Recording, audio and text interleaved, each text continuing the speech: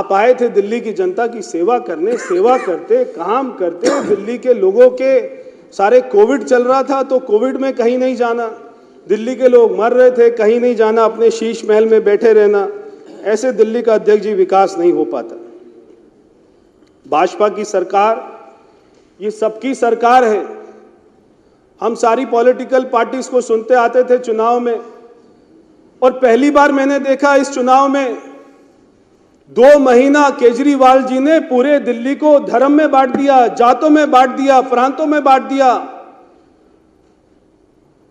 जाटों को आरक्षण देना है या अपना सिखों की बात करनी है, अंबेडकर जी के विषय उठाने हैं। पूरे दिल्ली को राजपूत, मैं बनिया हूं, ये जाट है, ये जो है दलित है, ये फलाना है। अरे हम कुछ नहीं है, हम दिल्ली वासी हैं। हमें दिल्ली का विकास चाहिए। ये सरकार, हमारी सरकार, और मैं गर्व के साथ कह सकता हूं अध्यक्ष जी, हमारी सरकार सभी की सरकार है। चाहे वो गरीब है, चाहे अमीर है, चाहे वो किसान है, चाहे वो पिछड़ा हुआ है, चाहे वो झुग्गी में रहने वाला है, चाहे वो कोई लोअर क्लास है, मिडिल क्लास है, अपर क्लास है, चाहे बुजुर्ग है, चाहे महिला है, चाहे बेरोजगार है, चाहे विद्यार्थी है। हमारी भारतीय जनता पार्टी की सरकार, दिल्ली की सरकार, ये जन जन की सरकार है, दिल्ली के एक एक व्यक्ति की सरकार है। हम जहां पर जरूरतमंदों के लिए सोशल वेलफेयर स्कीम भी लेकर आएंगे, उसी के साथ साथ एस्पिरेशनल दिल्ली के लिए हम बहुत सारी योजनाएं भी लेकर आएंगे। हमने कहा, और ये प्रधानमंत्री जी ने कहा कि 2500 रुपये महिलाओं को मिलेगा, तो 2500 रुपये महिलाओं को मिलेगा। ये प्रधानमंत्री जी ने कहा। भारतीय जनता पार्टी के मैनिफेस्टो में हमने लिखा कि दिल्ली के जरूरतमंद लोगों के, उनके घरों में होली दिवाली पर एक फ्री का सिलेंडर आएगा और पूरे साल 500 रुपये का सिलेंडर मिलेगा। ये भारतीय जनता पार्टी ने कहा है, तो इसको दुनिया की कोई ताकत होने से रोक नहीं सकती। हम झुग्गी बस्ती में शौचालय भी बनाएंगे। आज मैं देखता हूं अनिल शर्मा जी के वहां पे इतनी झुग्गियां हैं, और मैं समझता हूं सारे सदस्यों के यहां पे इतनी झुग्गियां हैं, और आप भी देखते होंगे। और आपको ये जानकर हैरानी होगी कि नई दिल्ली विधानसभा, जो मैंने सारी बातें बताई, पार्लियामेंट भी है, उपराष्ट्रपति जी भी रहते हैं, प्रधानमंत्री जी भी रहते हैं, राष्ट्रपति जी भी रहते हैं, एम्बेसी भी है, वो नई दिल्ली विधानसभा, वहां पे 24 झुग्गियां बस्तियां हैं, वहां पे 16 धोबी घाट है, और वहां पे अध्यक्ष जी 500 लोगों के लिए केवल 2 शौचालय हैं। आप सोचिए, सुबह 4 बजे 5 बजे सर्दी के समय में औरतें, 500 में से 250 औरतें वो 2 शौचालयों को क्या करते होंगे। ये मुख्यमंत्री को कभी चिंता नहीं होती थी, वो शीश महल में लेटा रहता था। सारे लोग मर रहे थे, सारे लोग मर रहे थे। और तो और अध्यक्ष जी, जब मैं एक बार, हमारे यहाँ पे बंगाली कैंप है, जब मैं बंगाली कैंप में गया, और मैं बताना चाहता हूं, एक वहां पे विधवा बहन मिली जिनका नाम था मोनी दास। वो मेरे को, मोनी दास हमारी बहन, ये बोली कि बेटा मेरे 2 बेटे थे, और एक बेटा था रवि दास, एक बेटा था मनोज दास, और उनकी उम्र 37 साल और 31 साल, और जो है रवि दास के 2 बच्चे थे, पीयूष दास और वैभव दास, जो कि 5 और 6 साल के बच्चे। उनके दोनों बेटे, जो विधवा माता है, उनके दोनों बेटे शराब पॉलिसी में ज्यादा शराब पीने लग गए, और दोनों बेटों ने शराब पॉलिसी में, शराब के चक्कर में दोनों ने दम तोड़ दिया। आज वो महिला अकेली है। और वहीं एक मेरे यहाँ पे झुग्गी बस्ती है, प्रिंसेस पार्क, वहां पे दलित समाज की एक वहां पे महिला है, बरखा मेहरोलिया। उनकी उम्र मात्र 36 साल है। हस्बैंड थे संदीप मेहरोलिया, 39 साल के, 2 बच्चे हैं, 14 साल 12 साल के। वो भी, उन्होंने भी शराब इतनी पी, क्योंकि अरविंद केजरीवाल कह रहा था मैं नौकरी नहीं दूंगा, मैं काम नहीं करूंगा, शराब पियो, 1 बोतल के बदले में 1 बोतल दो, और उसका पति भी मर गया। ये केवल 2-3 महिलाओं की कहानी नहीं है, आपके क्षेत्रों में भी वहां पे सैकड़ों ऐसी महिलाएं मिलेंगी, दिल्ली की हजारों ऐसी महिलाएं मिलेंगी जिनके परिवार में उनके बच्चों ने, उनके बाप ने, उनके हस्बैंड ने दम तोड़ दिया शराब पी पी कर, केवल अरविंद केजरीवाल की पॉलिसी के चक्कर में। इसलिए हमारी सरकार कहती है कि अगर हम सारी झुग्गी बस्तियों में शौचालय भी बनाएंगे तो दिल्ली में मेट्रो का विस्तार भी करेंगे, हम हमारी संस्कृति को मजबूत करेंगे। कल मुझे बहुत अच्छा लगा, कुछ हमारे सदस्यों ने अपने अपने क्षेत्रों का नाम बदलने की बात करी, बहुत अच्छी बात है। ये नाम बदलना कोई विकास नहीं रोकता है, ये नाम बदलना हमारी संस्कृति को वापस लेकर आता है। हमारी संस्कृति जो देश में अतिक्रमण करने वाले मुगलों ने अपने पैरों से रौंद दी थी, उसको भी वापस लेकर आता है। नाम बिल्कुल बदलेंगे, मगर नाम के साथ में काम भी करेंगे। हम अपनी संस्कृति को भी मजबूत करेंगे तो अर्थव्यवस्था को भी मजबूत करेंगे।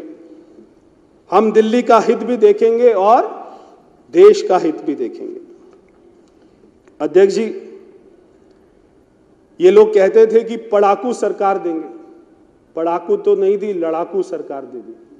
पूरा दिन लड़ते रहते थे। मेरे को लगता है कि सुबह चाय की प्याली बाद में पीते होंगे, पहले सुबह उठ के ये सोचते होंगे आज किसके ऊपर में भ्रष्टाचार का आरोप लगाना है, कैसे भ्रष्टाचार करना है, किससे लड़ाई करनी है, कौन से विज्ञापन देने हैं, क्या झूठ बोलने हैं, किससे झगड़ा करना है, कैसे पीएम साहब को गाली देनी है, कैसे एलजी साहब को गाली देनी है, वो ये सोचते होंगे। ये बहुत ही बड़ी विडंबना रही दिल्ली की कि हमको दिल्ली में एक ऐसी सरकार मिली। क्योंकि मैं पीडब्ल्यूडी मंत्री हूं तो मैं उसी भाषा में यहां पर कहना चाहता हूं। और मैं देख रहा था जो यहां पे 280 में 2 दिन से सारे सदस्य बोल रहे थे वो ज़्यादातर मेरे मंत्रालय के बारे में ही कह रहे थे।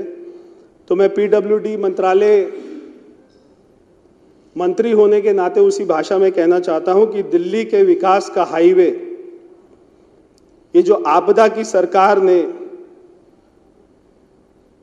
दिल्ली के विकास के हाईवे में इतने सारे यूटर्न लगा दिए थे और इतने सारे खड्डे उसमें बना दिए थे कि सारी विकास की गति को ब्रेक लगा दी। लेकिन हम सुपर 48, हम सारे सुपर 48 मोदी जी के नेतृत्व में और हमारी मुख्यमंत्री जी के नेतृत्व में विकास का ऐसा एक्सप्रेसवे बनाएंगे जहां पर कोई यूटर्न नहीं होगा, जहां पर कोई खड्डा नहीं होगा, जहां पर कोई यूटर्न नहीं होगा, कोई खड्डा नहीं होगा, केवल विकसित भारत का सपना होगा, विकसित दिल्ली का सपना होगा और विकास हमारा फुल एक्सेलरेशन पे होगा। अध्यक्ष जी, एक तरफ जहां पर हमारी केंद्र सरकार ने दिल्ली में द्वारका में मैं जहां से सांसद था 26,000 करोड़ रुपए का इंटरनेशनल कन्वेंशन सेंटर बनाया, नेशनल वार म्यूजियम बनाया, दिल्ली की लाखों महिलाओं के लिए उज्ज्वला योजना लेकर आए। दिल्ली में आप तो अध्यक्ष जी अच्छी तरीके से जानते होंगे दिल्ली की राजनीति। पिछली कई सरकारें दिल्ली के अनऑथराइज्ड कॉलोनी पे लड़ती रही है। शीला दीक्षित जी ने छतरपुर स्टेडियम में झूठे सर्टिफिकेट बांटे थे, मगर जिस दिन प्रधानमंत्री जी ने इस समस्या को समझा, ऐसे सॉल्व कर दिया जैसे कोई समस्या ही नहीं थी। दिल्ली की सारी अनऑथराइज्ड कॉलोनी को एक ही झटके में पीएम उदय योजना में पास कर दिया, सबके मालिकाना हक मिल गए। ये छोटी बात नहीं थी। कल मैंने सुना था मोहन सिंह बिष्ट जी को, वो कह रहे थे कि हमारे उस समय के मुख्यमंत्री डॉक्टर साहिब सिंह वर्मा जी हाई कोर्ट में गए थे जनता का वकील बनकर और वहां पर उन्होंने दिल्ली की अनऑथराइज्ड कॉलोनी को तोड़फोड़ से बचाया था। वहां पे दिल्ली की जनता के लिए लड़ाई लड़ी थी, मगर जब हमारे प्रधानमंत्री जी ने उनको मालिकाना हक दे दिया, रजिस्ट्री करवा दी, तो जीवन भर के लिए उनके ऊपर से तलवार हट गई। आज वो अपनी चैन की जो है सांस ले सकते हैं। एक तरफ जहां प्रधानमंत्री दिल्ली जी इतनी सौगातें दे रहे हैं दिल्ली को, और वहीं दूसरी तरफ केजरीवाल जी क्या करते थे? शराब घोटाला करते थे, क्लासरूम घोटाला करते थे, मोहल्ला क्लिनिक घोटाला करते थे, और तो और यमुना सफाई घोटाला करते थे, विज्ञापन घोटाला करते थे।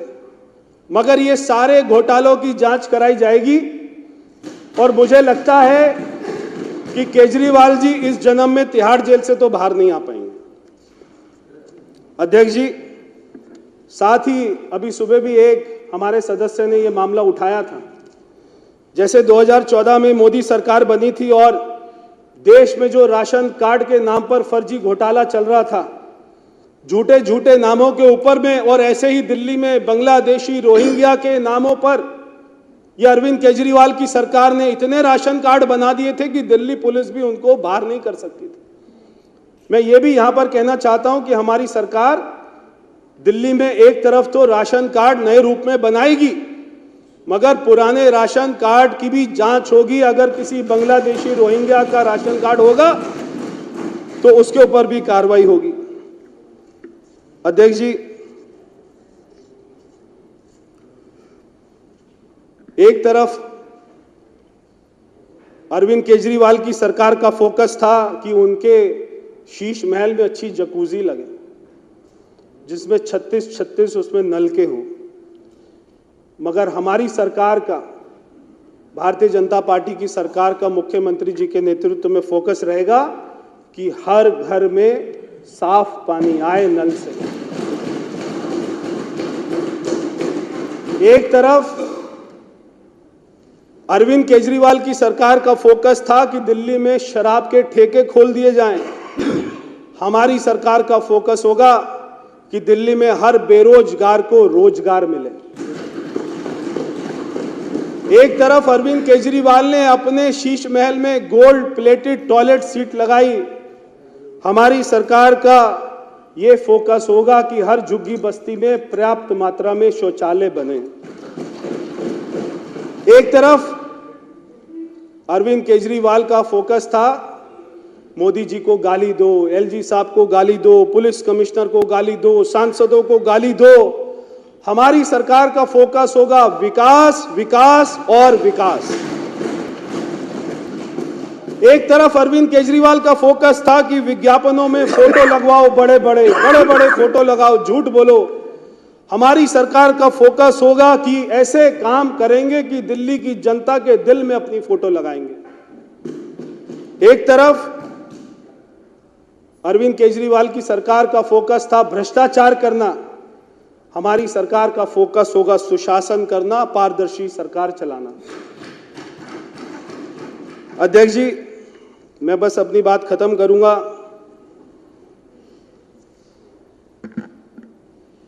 मेरे साथ वाली कुर्सी पर एक इंसान इस सदन में खड़ा होकर वो अपने आप को खुदा मानने का ऐसा दावा करता था और यहां पर कश्मीरी हिंदुओं को गाली देने का काम करता था, और उसके पीछे की कुर्सियों में लोग हंसा करते थे कश्मीरी हिंदुओं की हत्या के ऊपर। और वो कहता था कि कौन है एलजी, क्या है एलजी, कहां से आया एलजी। आज वो हमको संविधान की बातें बता रहे हैं। मैं इसके ऊपर में दो पंक्तियां कहना चाहता हूं। ये दिल्ली इतिहास की वो बिसात है, हिल गया जहां मुगलों का तख्त और मिट गई अंग्रेजों की हुकूमत, वहां उनके कौड़ियों के गुमान की क्या औकात है। मोदी जी के नेतृत्व में ये दिल्ली फिर चमकेगी, अब बस कुछ समय की बात है। और सारी भाजपा की गारंटियां पूरी होंगी। भाजपा द्वारा की गई, हमारी मैनिफेस्टो में लिखी हुई एक एक गारंटी पूरी होंगी, क्योंकि ये भाजपा की गारंटी है, मोदी जी की गारंटी है, और मोदी जी की गारंटी ही है गारंटी पूरा होने की गारंटी। मैं इसी बात के साथ में मैं ये रेनॉल्ड का पेन आपको देता हूं, आप जो है उन तक पहुंचा दीजिएगा।